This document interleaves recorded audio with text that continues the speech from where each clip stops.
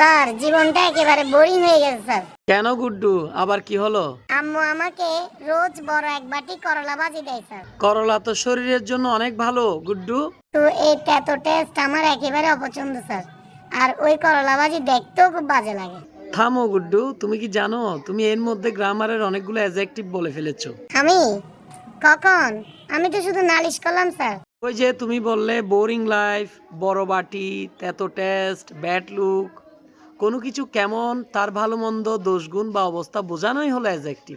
আচ্ছা গুড্ডু, এবার বলো তো অ্যাডজেক্টিভের আসল ডেফিনেশনটা কি হতে পারে? মাথায় স্যার কিছু কাজ করতেছে না, আমি মনে হয় পারবো না, আপনি একটু বলে দিবেন স্যার। আপনারও কিছু নেই, সহজ করে শোনো। অ্যাডজেক্টিভের কাজ হলো নাউন বা প্রোনাউন সম্পর্কে তথ্য দেওয়া, অর্থাৎ সেটা দেখতে কেমন, তার দোষ গুণ কি, বা সেটা কয়টা আছে তা জানানো। ও আচ্ছা, তার মানে আমি যদি বলি আমার পকেটে 10 টাকা আছে, এখানে 10 টাকা, 10 কি অ্যাডজেক্টিভ? একেবারে ঠিক বলেছো গুড্ডু। টাকা কত বলেছো? 10 টাকা। কোনো কিছুর সংখ্যা বা পরিমাণ বোঝালেই সেটাও অ্যাডজেক্টিভ। আচ্ছা স্যার, তাহলে শুধু সংখ্যা আর ভালো মন্দই কি অ্যাডজেক্টিভ, নাকি অন্য কিছু হতে পারে? চমৎকার প্রশ্ন করেছো গুড্ডু। শুধু সংখ্যা বা গুণ নয়, কোনো জিনিসের রং, আকার বা আকৃতি বোঝানো কিন্তু অ্যাডজেক্টিভের কাজ। ওকে। তাই নাকি স্যার? তার মানে ওই যে আম্মু রোজ বলে তোর রেড জামাটা ডার্টি হয়ে গেছে, এখানে জামার রং রেড আর অবস্থা ডার্টি, এই দুটোই কি অ্যাডজেক্টিভ?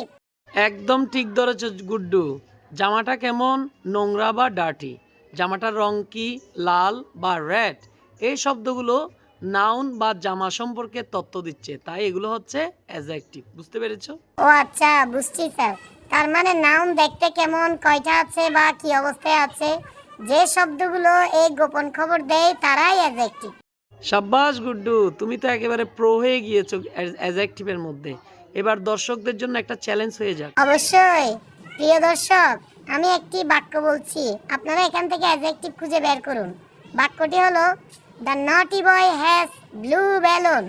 দেখি কে কে সঠিক উত্তর দিতে পারে, ঝটপট কমেন্টে লিখে ফেলুন।